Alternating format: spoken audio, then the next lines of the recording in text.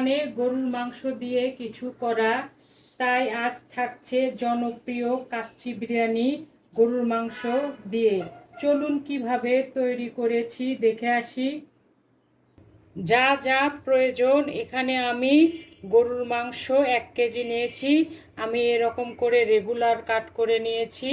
এ রান্নায় কিছু মশলা ব্যবহার করব, ওটা আমি এখন দেখিয়ে দেব। এখানে হাফ চামচ গোলমরিচ আছে, চামচ জিরা আছে, 2টো তেজপাতা আছে, 1 টেবিল চামচ পোস্তর দানা আছে, জয়ত্রী আছে বড় একটার অর্ধেক, জয়ফল আছে এরকম বড় একটার 2 টুকরা, শাহি জিরা আছে হাফ চামচ, সাদা এলাচ আছে 5টা, লং আছে 4টা। আমি পরিমাণ মতো নিয়েছি, বেশি নিলে পরে গন্ধ বেশি হবে, কারণ লংয়ের চড়া ফ্লেভার। আর দারচিনি নিয়েছি আমি 3 টুকরা বা পরিমাণ মতো, 10-12টার একটু বেশি হবে। কাজু বাদাম আছে। এখন আমি শুকনো উপকরণগুলি ভেজে নেব। আর ওদিকে আমি চাল ধুয়ে তুলে রেখেছি। আজকের রান্নায় আমি বাসমতি চাল ব্যবহার করছি। আমি 20 মিনিট ভিজিয়ে রেখে তুলে রেখেছি, এতে করে এ রান্নায় ফ্লেভারফুল হবে। আর অবশ্যই 20 মিনিট ভিজিয়ে রাখতে হবে। আমরা যে রেগুলার আতপ চাউল দিয়ে পোলাও বা বিরিয়ানি করি, এ রান্নায় সে চালও ব্যবহার করা যাবে। আমি চুলায় আগে থেকে একটা পাত্র দিয়ে পরিমাণ মতো পানি বসিয়ে দিয়েছি। পানিটা গরম হয়ে গেছে। আমি হাফ চামচ শাহি জিরে দিলাম, এতে করে বিরিয়ানিটি খেতে ফ্লেভারফুল হবে। পরিমাণ মতো লবণ দিলাম। আর রেগুলার যে তেল আমরা ব্যবহার করি 1 টেবিল চামচ দিলাম। এখন আমি যে চালগুলো উঠিয়ে রেখেছিলাম চালগুলো দিয়ে দিলাম। আমি এখন এই চাল 80% কুক করে নেব, এর বেশি করা যাবে না, তাহলে নরম হয়ে যাবে। আমি ফিরে আসব চালটা যখন 80% কুক হবে তখন। চাল 80% কুক হয়েছে, ভেতরের যে দানাটা থাকে সেটা পুরোটাই শক্ত আছে। এ পর্যায়ে আমি চাল ঝরাতে দেব। আর এই পানি আমি নষ্ট করব না, পরে ব্যবহার করব। এখন আমি গরুর মাংস বিরিয়ানির জন্য ম্যারিনেট করব এবং সমস্ত মশলাগুলো একে একে সব দিয়ে দেব। প্রথমে দিলাম যে মশলাটা আমি ভিডিওতে দেখে দিয়েছিলাম, সেই মশলাগুলো আমি বেটে নিয়েছি, সব দিয়ে দিলাম। আদা বাটা দিলাম 1 টেবিল চামচ, পোস্ত বাটা দিলাম 1 টেবিল চামচ, রসুন বাটা দিলাম 2 চামচ। এখানে একটা টিপস আছে, আমরা যদি আদা 3 চামচ দেই, রসুন দেব 2 চামচ, কারণ রসুনের একটু ফ্লেভার বেশি। বাদাম দিলাম, যে বাদাম আমি দেখিয়েছিলাম সেই বাদাম বাটা দিলাম। আমি বাদাম আর পোস্তটা আলাদা করে বেটে নিয়েছি, চাইলে একসঙ্গেও বাটা যেত। টক দই দিলাম হাফ কাপ, 1 কেজির জন্য হাফ কাপ। লবণ দিলাম স্বাদ অনুযায়ী। ধনে গুঁড়ো দিলাম 1 চামচ, মরিচ গুঁড়ো দিলাম 1 চামচ, এতে করে কালারও হবে, টেস্টও হবে। আর এখানে 1 কাপ ব্রেস্তা ভাজা তেল আছে, তেল দিয়ে দিলাম। ব্রেস্তা ভাজার তেলটা দিলে ফ্লেভারটা সুন্দর হয়, খেতে ভালো লাগে। ব্রেস্তা দিলাম হাফ কাপ, আমি একদম হাত দিয়ে ছোট ছোট করে ভেঙে নিয়েছি। এখন আমি এই মশলাগুলো দিয়ে গোস্তগুলো হাত দিয়ে 10 মিনিটের মতো মেখে নেব, এতে করে যেমন খেতে টেস্ট হবে এবং ফ্লেভারফুল হবে। মশলাগুলো গোস্তের ভেতরে সুন্দর করে ঢুকে যাবে। সময় থাকলে আমরা এটা 3 ঘন্টা ম্যারিনেট করে রাখবো, না থাকলে 1 ঘন্টা। এখন আমি এগুলো সুন্দর করে মেখে নেব 10 মিনিটের মতো। ফিরে এলাম মাংস ম্যারিনেটের পরে। এখন আমি মাংসগুলো যে পাত্রে রান্না করব সেই পাত্রে ঢেলে দিচ্ছি। এখনই তো যে সুন্দর ফ্লেভার এসেছে, আমি সব হাত দিয়ে মুছে দিচ্ছি, পরে আমি একটু পানি দিয়ে ধুয়ে নেব।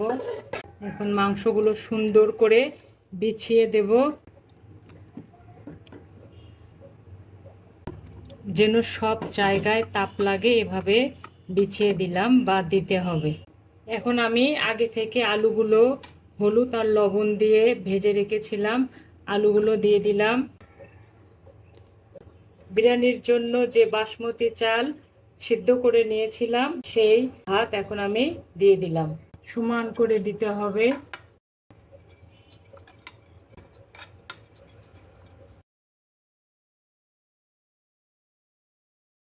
কিছু ব্রেস্তা দিয়ে দিলাম, সামান্য কয়েকটি কাঁচামরিচ, ফ্লেভারটা সুন্দর হবে, খেতে ভালো লাগবে। কয়েকটি বাদাম আমি ভেজে রেখেছিলাম, কয়েকটি কিশমিশ দিয়ে দিলাম, এটাও আমি ভেজে রেখেছিলাম। আলু বুখরা দিলাম কয়েকটি। এখন আমি আর এক লেয়ার দেব, চাইলে এক লেয়ারও করা যাবে। বলেছিলাম যে চালের পানি ফেলে দেব না, পানি এখানে আমি রেখেছি, ফেলে দেব না। এই জন্য বিরিয়ানির ভেতরে চালের ফ্লেভারটা থাকবে, বিরিয়ানিটি খেতে স্বাদ হবে। আর এই কাজটা অবশ্যই করতে হবে, এক্সট্রা পানি না দিয়ে আমরা এই পানি ব্যবহার করব। এখান থেকে আমি 1 কাপ পানি নেব। এখন এই 1 কাপ পানি আমি যে পাত্রে মাংস ম্যারিনেট করেছিলাম, একটু মশলা লেগে আছে, এটা দিয়ে ধুয়ে নেব সুন্দর করে।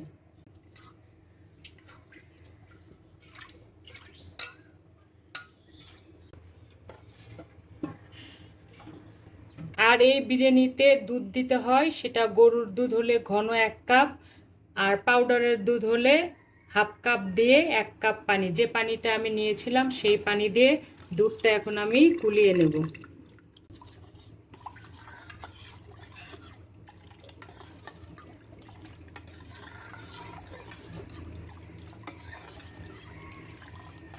দুধটা দিলে অনেক স্বাদ হবে, ফ্লেভারফুল হবে। হয়ে গেছে গোলা। এখন আমি উপর দিয়ে এমনভাবে দেবো যেন সবখানে পড়ে।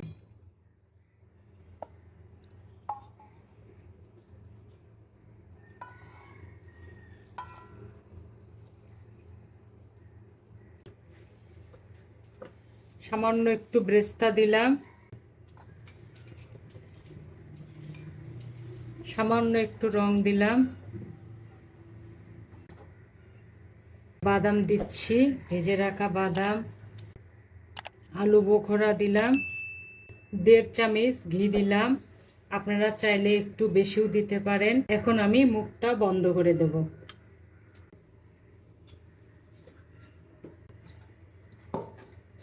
ভাপ যেন বের না হয়, সুন্দরভাবে যেন সেদ্ধ হয়, এই জন্য ঢাকনার চতুর সাইড দিয়ে আমি আগে থেকে আটা মেখে রেখেছিলাম, সেটা দিয়ে দিচ্ছি।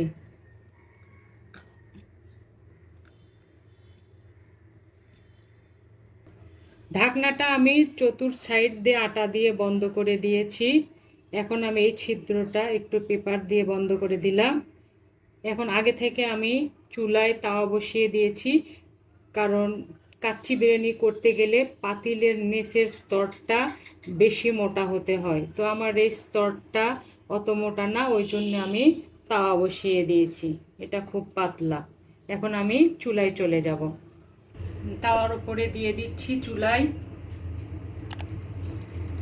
এখন আমি হাই হিটে একদম 5 মিনিট রান্না করব, তারপরে জাল কমিয়ে দেব, একদম লো হিটে 1 ঘন্টা রাখবো।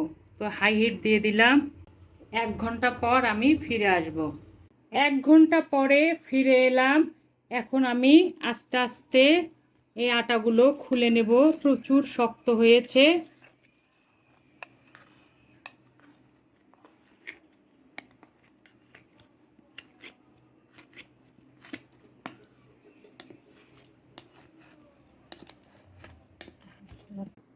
অসাধারণ, এত সুন্দর কালার হয়েছে, এত সুন্দর ঘ্রাণ চলে এসেছে। আমি একটু চামচ দিয়ে দেখিয়ে দিচ্ছি, একদম পারফেক্ট হয়েছে, একদম পারফেক্ট। আমরা কিন্তু মাছে ভাতে বাঙালি হলেও গোস্তের কথা শুনলে কিন্তু মুখে জল চলে আসে। তা যদি হয় আবার কাচ্চি বিরিয়ানি, তাহলে তো আর কথাই নেই। তো হয়ে গেল আমার আজকের গরুর মাংস দিয়ে কাচ্চি বিরিয়ানি। আশা করি আপনাদের ভালো লেগেছে। ভিডিওটি ভালো লাগলে আমার ছোট্ট চ্যানেলটি সাবস্ক্রাইব করে ভিডিওটি লাইক কমেন্ট শেয়ার করে আমার সঙ্গে থাকবেন। ভালো খান, সুস্থ থাকুন, এই দোয়া করি। ইনশাল্লাহ আবার দেখা হবে। আল্লাহ হাফেজ।